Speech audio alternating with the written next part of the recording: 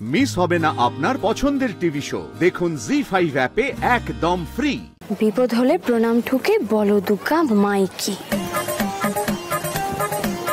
জয় মা দুর্গা, জয় মা দুর্গা। মাগো, মা দুর্গাই জানেন আগে গিয়ে কি আছে কপালে, কোন বাড়ি থেকে যাবার ডাক আসবে কে জানে।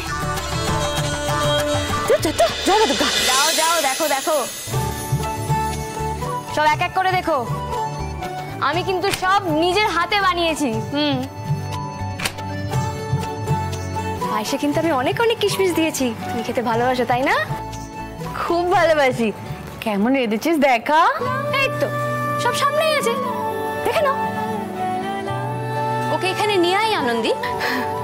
না না গো, ওটি তো হচ্ছে না। আমি সকাল থেকে কষ্ট করে এত কিছু রান্না করলাম, তারপর আমি বাস ঠেঙিয়ে ট্রেন ঠেঙিয়ে সে সমস্ত রান্না করা খাবার বয়ে বয়ে নিয়ে এলাম, দিয়ে নিজের হাতে টেবিলে আমি খাবারগুলোকে বেড়েও দিলাম। আর আমার জন্য দেবিকা দি হুইল চেয়ার থেকে দুপা হেঁটে খাবার টেবিল পর্যন্ত আসতে পারবে না? না না ঠিক আছে, আমি যাচ্ছি।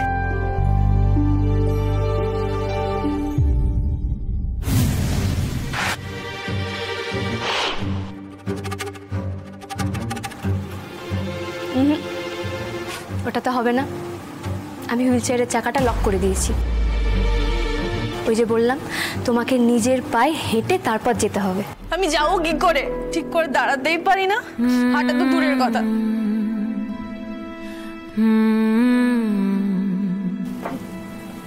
দেবিকা দি, মানুষ ভালোবেসে পাহাড় ভেঙে রাস্তা করে ফেলছে একা হাতে, উথাল পাথাল নদী পার করে ফেলছে, মাথায় ঝড় ঝঞ্ঝা নিয়ে সমুদ্র ছেঁচে ফেলছে।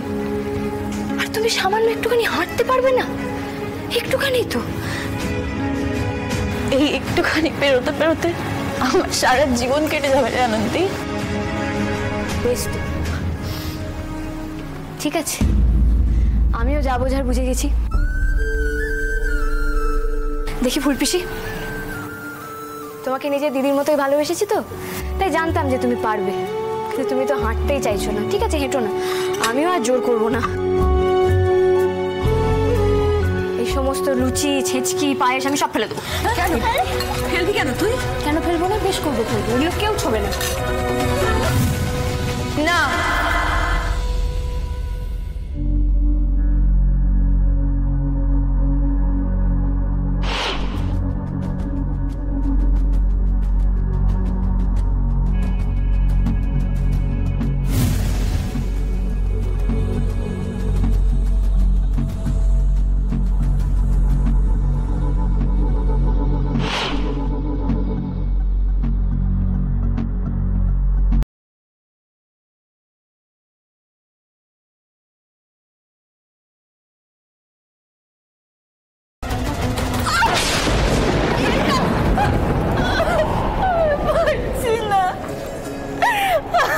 একা পারবো না।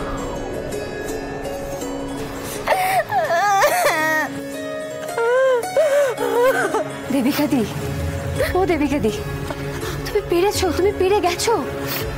এই যে তুমি চেষ্টা করলে, এটাই তো।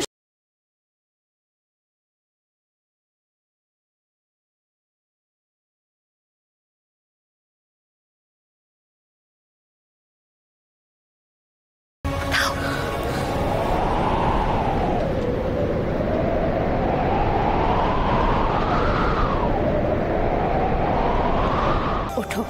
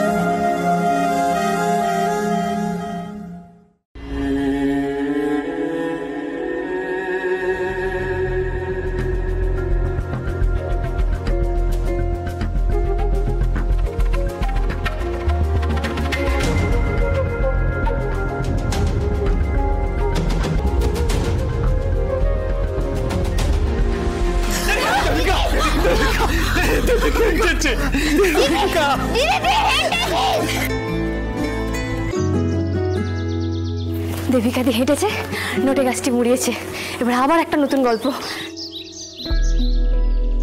কিন্তু আবার একটা নতুন গল্প শুরু হতে হতে আবার কতদিন আনন্দী ঘোষ। আর যতদিন কাজ নেই ততদিন তো টাকাও নেই, আর টাকা না পেলে আরে আবার এসব আজকে চিন্তা করে। এই সাহস করে এগিয়ে চল।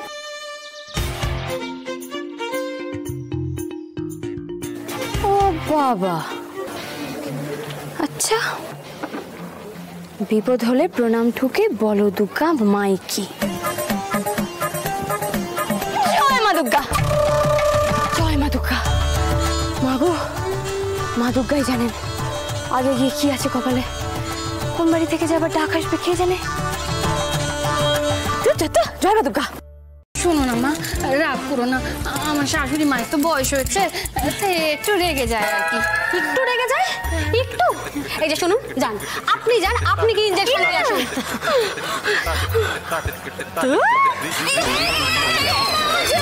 কোথায় চলে যাচ্ছ মা তুমি? চলে যাচ্ছি কেন? সেন্টারে গিয়ে দেখবো তাতে এই বাড়িতে কেউ না আসে। এই বাড়িতে আমি আর আসবো না, কাউকে পাঠাবো। বলো না দিদি, ও দিদি। এই নিয়ে 6 নম্বর নার্স। পেশেন্টের সঙ্গে পেশেন্টের মতো ট্রিট করো, বুঝলে? পেশেন্টকে আত্মীয় বানিয়ে ফেলুন, তাহলে ট্রিটমেন্ট করতে পারবে না। ওকে, আই এম অফ। তুমি চার্টটা একবার চেক করে নিও। Okay sir.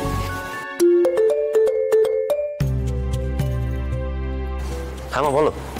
বলছি কি, তো টামির নতুন নার্সটাও তো চলে গেল রে।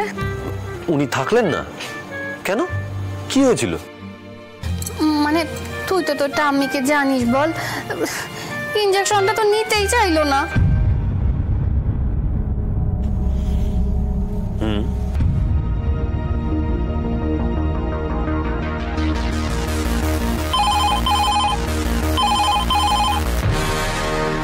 Hello, help health and care agency.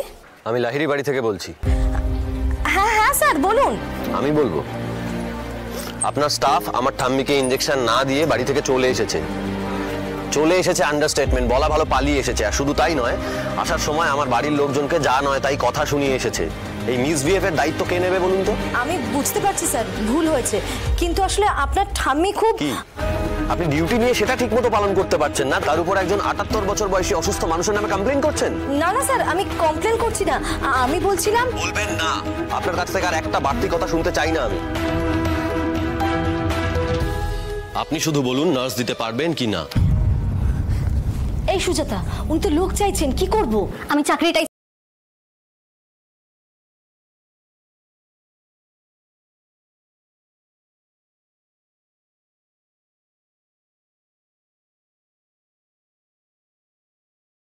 আমি যাব।